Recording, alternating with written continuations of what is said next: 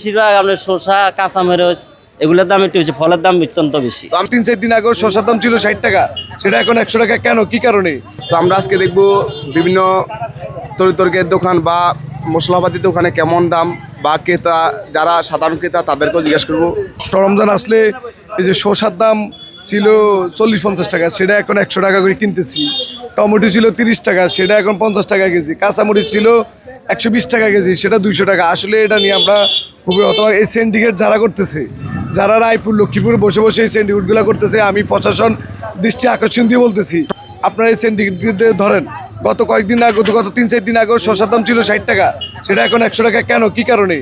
আমি সাধারণ জনগণ হিসেবে আমি আপনাদের কাছে অনুরোধ, প্রশাসনের দৃষ্টি আকর্ষণ দিয়ে বলবো, এই সিন্ডিকেট কারা করতেছে, এই সিন্ডিকেট ভাঙতে হবে।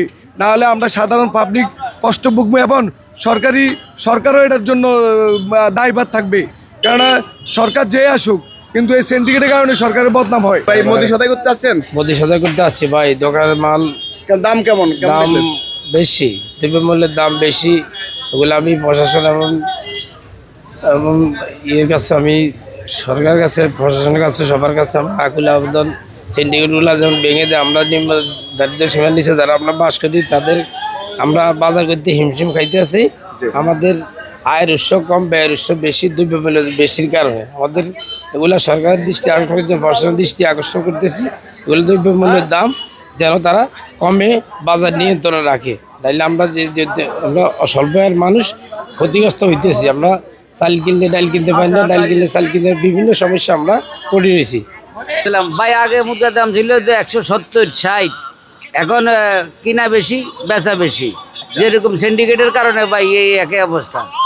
আপনার কেমন, মানে আপনি কেমন চান? কি দাম কমলে? দাম কমলে ভালো, দাম কমলে আঙ্গ বেচাও ভালো হয়, কাস্টমারও বেশি হয়, মানুষেরও সুবিধা হয়। গেছের সপ্তাহ থেকে এই সপ্তাহে লেবুর দামটা বেশি, তারপরে শসার দাম বেশি, টমেটোর দাম বেশি, দ্রব্যমূল্যের দামটা একটু অনেকটাই বেশি। কথা বলছেন?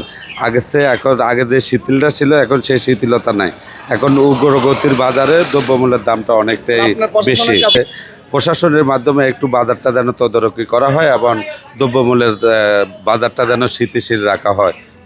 গত সপ্তাহ তুলনায় এই সপ্তাহ মানে মালের দাম কেমন? বাকি গত সপ্তাহ কিছুটা একটু বাড়ছে, আবার কিছুদিন পরে কমে যাবে। আচ্ছা, ধন্যবাদ। তো লেবু এখন কত চলে ভাই? 120 টাকা আলি। গত সপ্তাহ ছিল কত? 100 টাকা আলি। আর শসা?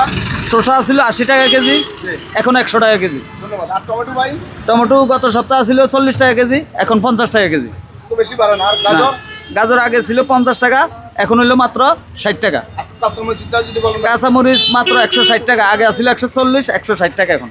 আচ্ছা, সদাই করতে আসছেন? যে আমি 1 কেজি গরুর গোশত কিনতে আসছি আর কি। তো কেমন দেখলেন, বা অন্যান্য তরকারির দাম কেমন দেখলেন? না, তরু তরকারির দাম যেমন তো শসা রমজানের আগে ছিল 50-60 টাকা, এখন 100 টাকা চাচ্ছে আর কি। আচ্ছা। আর গরুর গোশত নিয়ন্ত্রণে আছে, গরুর গোশত হাড্ডি ছাড়া 850, আর হাড্ডি দিয়ে 750 বলে দিচ্ছে। আগে যেমন দাম তেমনই? গোশতের দাম ঠিকই আছে। আচ্ছা, তো কিছু মানে খেসারি বুট টুট ওগুলা দেখছেন? হ্যাঁ, ওগুলার দাম একটু বেশি। বেশিরভাগ আপনার শসা, কাঁচামরিচ এগুলোর দাম একটু বেশি, ফলের দাম অত্যন্ত বেশি। তো আপনি সাধারণ ক্রেতা হিসেবে আপনার মনোভাব কি, বা বর্তমান যে প্রশাসন বা নব্য সরকার তাদের কাছে কি আবেদন কি? আসলে এগুলা প্রশাসক নজরদারি করাই উচিত। যেহেতু রমজান মাস, সবাই একটু ভালো মন্দ খাইতে চায়, কিন্তু আসলে সাধারণ মানুষে খাইতে পারে না, অত্যন্ত দামের কারণে আর কি। অতিরিক্ত বাজার সমাচার আমাদের দেশে তো প্রত্যেক রমজান আসলে, শুধুই মানে প্রত্যেক রমজান আসলে সম্পূর্ণ কিছুর দাম বাড়তি, কিন্তু রমজান আসলে সম্পূর্ণ কিছুর দাম বাড়তি। এখনো সেমই, এবার তো সেমই, সব কিছুর দাম কম বেশি, এটা সব কিছুর দাম বাড়তি আছে, বাড়তি কম এইভাবে চলতে আছে। এখন যদি সরকার এটাকে, সরকার প্রশাসন যদি দেখে যে আগে যে রমজান একদিন রমজান আলে এটা বাড়তি কি চাইতো দেখতো, তাহলে মানুষের জন্য উপকার হইতো, কি তত সবার জন্য উপকার হইতো, কিন্তু এটা দেখার মতো কেউ নাই।